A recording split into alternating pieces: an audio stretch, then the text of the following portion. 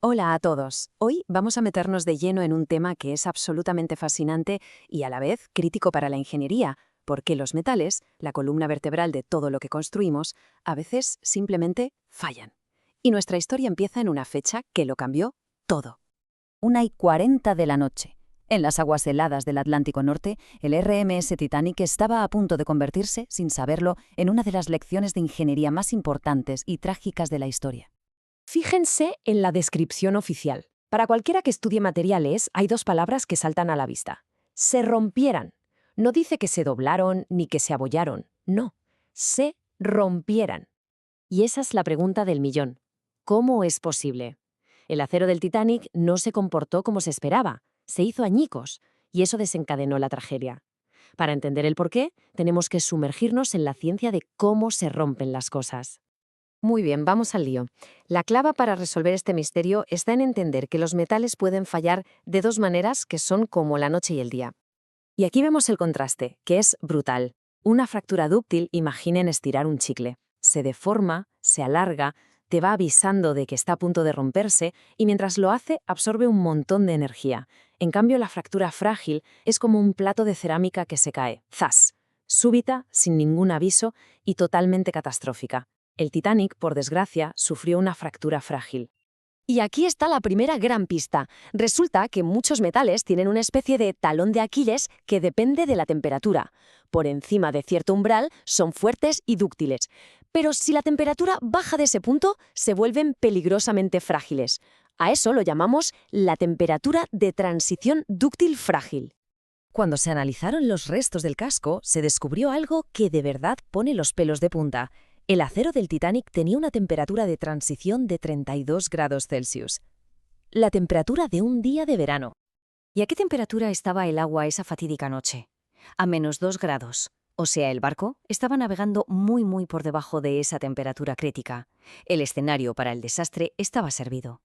Así que ahí lo tenemos. El punto crucial es que el agua helada del Atlántico transformó el robusto casco de acero en un material tan quebradizo como el cristal.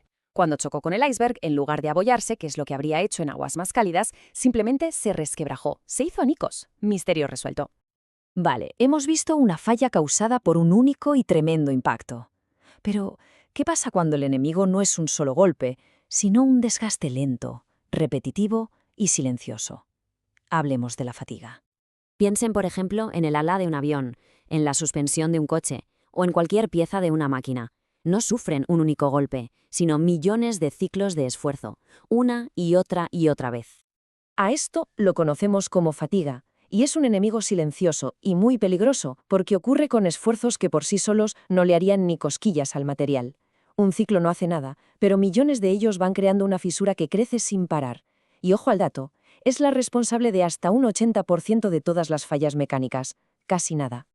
La falla por fatiga no es algo instantáneo, sigue un guión de 3 actos. Primero, nace una microfisura en un punto débil. Después, con cada ciclo de carga, la fisura avanza un poquito más, dejando unas marcas muy características que parecen las ondas en la arena, las llamamos marcas de playa. Y al final, la parte de la pieza que aún está sana es tan pequeña que ya no puede soportar la carga y ¡pum!, se rompe de golpe.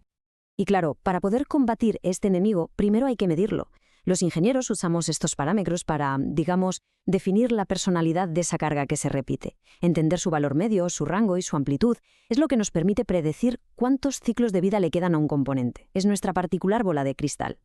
Venga, vamos a explorar un tercer modo de falla, que es absolutamente crucial en aplicaciones de altísimo rendimiento, donde las condiciones son sencillamente extremas. Imaginen los álabes de la turbina de un motor a reacción. Giran a velocidades de vértigo, soportan una fuerza brutal y están bañados en gases a más de 1000 grados. Aquí, el enemigo no es un golpe ni un ciclo. Aquí, el enemigo es el tiempo. A este fenómeno lo llamamos fluencia o creep. Es una deformación súper lenta, gradual, pero permanente. Es como si el material fuera un glaciar de metal que, por el calor y la carga, se va estirando poquito a poco hasta que al final falla. Controlar la fluencia es uno de los mayores desafíos en el diseño de motores, reactores o centrales eléctricas. La vida de una pieza sometida a fluencia sigue esta curva tan característica. Hay una primera etapa donde la deformación se va ralentizando. Luego, una etapa secundaria, muy larga y estable, que es la que más nos importa para el diseño porque define la vida útil.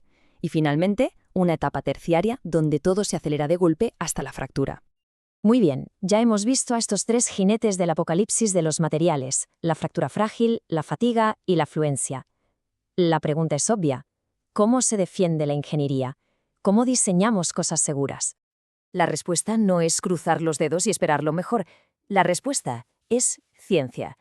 La ingeniería de materiales ha desarrollado todo un arsenal de herramientas para medir, predecir y controlar estos modos de falla antes de que sea demasiado tarde.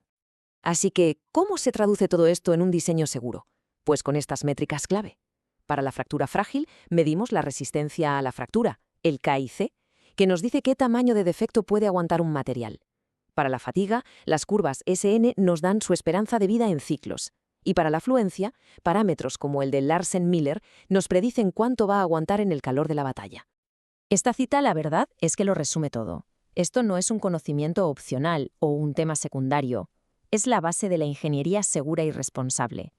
Entender por qué las cosas se rompen es el primer paso y el más importante para construir cosas que no lo hagan. Desde el acero del Titanic hasta las superaleaciones de los cohetes que irán a Marte, la batalla contra la falla de materiales no termina nunca. Cada nuevo diseño, cada nuevo material presenta sus propios desafíos.